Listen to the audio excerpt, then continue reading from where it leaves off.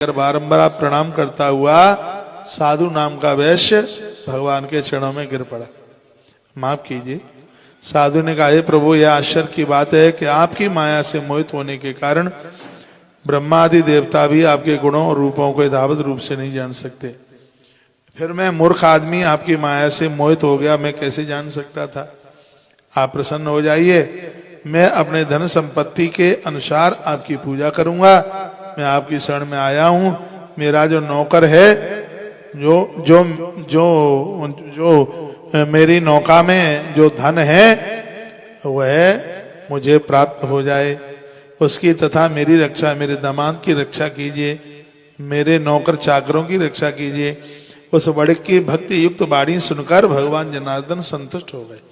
परमात्मा तो अतिशय प्रसन्न हो जाते हैं। ईश्वर वरम च वांछितम दत्त्वा तत्रैवांतर ददे हरि, भगवान हरि उसे अभिष्ट वर प्रदान करके और वहीं अंतर ध्यान हो गए। उसके बाद वह साधु नाम का वैश्य नौका में चढ़ा और उसे धन धान्य से परिपूर्ण उसने अपने बोरों को देखा। भगवान सत्यदेव की कृपा से कहने लगा, हमारा तो मनोरथ भाई पूरा हो गया। ऐसा कहकर स्वजनों के साथ उसने भगवान की विधिवत पूजा करी। भगवान सत्यनारायण की कृपा से वह आनंद से परिपूर्ण हो गया। नाव को प्रेतन पूर्वक संभाल कर उसने अपने देश के लिए प्रस्थान किया। साधु बड़क ने अपने दामाद से कहा, वह देखो मेरी रत्नपुरी नगरी दिखाई दे रही है। वही स्थान है जहाँ नर्मदा मैया मिली है, जिसे रत्न सागर कहते हैं। इसके बगल में ही बात करके प्रसाद का परित्याग करती। तम पूजनम विप्राह कृष्ण व्रतमुत्तमम यत् कृत्वा सर्व दुखेभ्यो मुक्तो भवति मानव। बहुत ध्यान से सुन लो इस बात को। भगवान ने वृद्ध ब्राह्मण का भेष बनाया और कहा कि सत्यनारायण भगवान विष्णु अभिष्ट फल देने वाले हैं, जो चाहोगे वही दे देते हैं। हे विप्र, तुम उनका उत्तम व्रत एवं पूजन करो, जिसे करने से मनुष्य सभी दुखों से मुक्त हो जाता है। और व्रत के विधान को भी ब्राह्मण से यत्न पूर्वक कहकर वृद्ध ब्राह्मण रूपधारी भगवान सत्यनारायण वहीं पर अप्रकट अंतर ध्यान हो गए। वृद्ध ब्राह्मण ने जैसा कहा उस व्रत की अच्छी प्रकार से वैसी ही ये मैं पूजा पाठ करूंगा, ये सोचते हुए उस ब्राह्मण को रात में नींद नहीं आई। ज्यादा खुशी में भी नींद आती नहीं है, ज्यादा उत्साह में भी नींद आती नहीं है। तथा प्रातः समुत्थाय सत्यनारायण व्रतम, वह प्रातः काल उठकर सत्यनारायण भगवान का व्रत करूंगा, इस प्रकार का उसने संकल्प लिया। भिक्षा के लिए चल पड़ा। उस दिन ही ब्राह्मण को भिक्षा में बहुत सा धन मिल गया। उसी धन से उसने बंधु बांधवों के साथ भगवान सत्यनारायण प्रभु का व्रत किया। इस व्रत के प्रभाव से वह श्रेष्ठ ब्राह्मण सभी दुखों से मुक्त होकर समस्त संपत्तियों से वह संपन्न हो गया।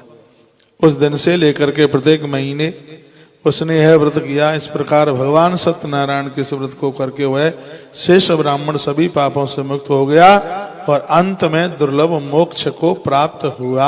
ये सत्यनारायण भगवान व्रत की कथा। कभी अध्याय पूरा नहीं हुआ। ऋषि कहने लगे, तस्माद् विप्रा श्रुतम केन पृथिव्याम चरितम मुने तत्सर्वम श्रोतमिच्छामः सद्दास्माकं प्रजायते। आचार्य शंख बजवाइए हर अध्याय पे। हे मुने, इस पृथ्वी पर उस ब्राह्मण से सुने हुए इस व्रत को किस किसने किया, हम यह सब सुनना चाहते हैं। ऐसा ऋषियों ने सूत जी महाराज को पूछा। यह व्रत आज तक किस किसने किया, उनको क्या मिला, ये आप हमें बता दीजिएगा। तो षडोद्धम, सूत जी कहते हैं, षडोद्धम मुनियः सर्वे व्रतम येन कृतं भुवि एकदा स ध्वजवरो यथा विभवतिस्तरै।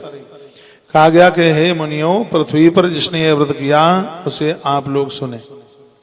एक बार वह ध्वज श्रेष्ठ अपनी धन संपत्ति के अनुसार बंधु बांधवों तथा परिवारीजनों के साथ व्रत करने के लिए उद्यत हुआ। इसी बीच एक लकड़हारा वहां आया। अब सुनो कथा आनंद करती है। लकड़हारा आया, लकड़ी काट कर बेचता था, परिवार चलाता था। तो वह लकड़हारा वहां आया और लकड़ी बाहर रखकर उस ब्राह्मण के घर गया। प्यास से व्याकुल था। उस समय ब्राह्मण को व्रत करता हुआ देख प्रणाम करके उसने पूछा लकड़हारे ने, हे प्रभु, आप यह बताएं, आप ये किसका व्रत कर रहे हैं, इसके करने से किस फल की प्राप्ति होती है, मुझे विस्तार पूर्वक आप बताइए। लकड़ी बेचने वाले ने उस ब्राह्मण से पूछा जैसे ब्राह्मण को स्वयं सत्यनारायण भगवान वृद्ध ब्राह्मण का भेष बनाकर पूरी व्रत की महिमा बता के गए थे, उसका महात्म्य बता के गए थे। तो ब्राह्मण ने कहा, इधर आ जाए बेटा, ब्राह्मण ने कहा कि सत्यनारायण से एदम व्रतम सर्वेक्षता प्रदम तस् प्रसादान में सर्वम धन धान्यादिकम महत। कहा यह सत्यनारायण का जो व्रत है वो संपूर्ण मनोरथों को पूर्ण करने वाला है, इसके प्रभाव से मुझे यह सब महान धन धान्य आदि प्राप्त हुआ। मैं 2018 में अमरकंटक कथा करने को गया, इससे पुराण की कथा हुई अमरकंटक में। हो सकता है आप में से कुछ लोग आए हों, दिल्ली के खंडेलवाल फैमिली ने कथा कराई थी। तो वहां कोई मुझे महात्मा मिले, उन्होंने कहा कि नर्मदा परिक्रमा या अमरकंटक दर्शन के तत्पश्चात यदि कोई सत्यनारायण भगवान की कथा सुनता है, परमात्मा उसे विशेष बना देते, आनंद कर देते। आज यह मुझे लगने लगा है, मुझे आभास हो रहा है, अमरकंटक की कथा करके जब मैं लौटा तो कुछ समय के लिए मैंने सत्यनारायण भगवान की कथा का व्रत किया, कथा सुनी, और इस समय मुझे आभास हो रहा है कि इस कथा ने हमें इतना कुछ दे दिया है कि पीछे मुड़ करके देखना नहीं पड़ा, इसका प्रभाव। इस कथा को कोई जल पीकर, जब तक कथा न सुन ले तब तक अन्न न खाए, जल पीकर इस कथा को कोई सुने। वो ब्राह्मण देवता कहते हैं, बता रहे हैं कि जो इस कथा को करेगा उसके जीवन में किसी भी चीज की, किसी भी वस्तु की कमी नहीं रहेगी।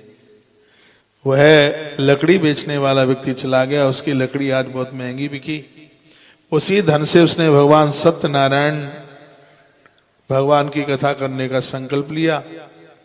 उस दिन उसने लकड़ी का दुगुना मूल्य प्राप्त किया था। लिखा है तद्दने काष्ट मूल्यम च द्वि गुणम प्राप्त वानसौ, डबल पैसा मिला। प्रसन्न होता हुआ वह पके हुए केले का फल, चीनी, घी, दूध और गेहूं का चूर्ण सवाया लिया, जिसे हम पंजीरी कहते हैं। वह अपने घर गया। तत्पश्चात उसने अपने बांधवों को बुलाकर विधि विधान से भगवान सत्यनारायण व्रत किया। उस व्रत के प्रभाव से वह धन पुत्र से संपन्न हो गया और इस लोक में अनेक सुखों का उपभोग करके अंत में वह बैकुंठ लोक के लिए चला गया। जय जय श्री स्कंद पुराण रेवा खंडे सत्यनारायण व्रत कथायाम दूसरो अध्याय। शंख बजाओ। बोलिए शंकर भगवान की जय हो। श्री हनुमान जी महाराज की जय हो। जय हो। सत्यनारायण भगवान की जय हो।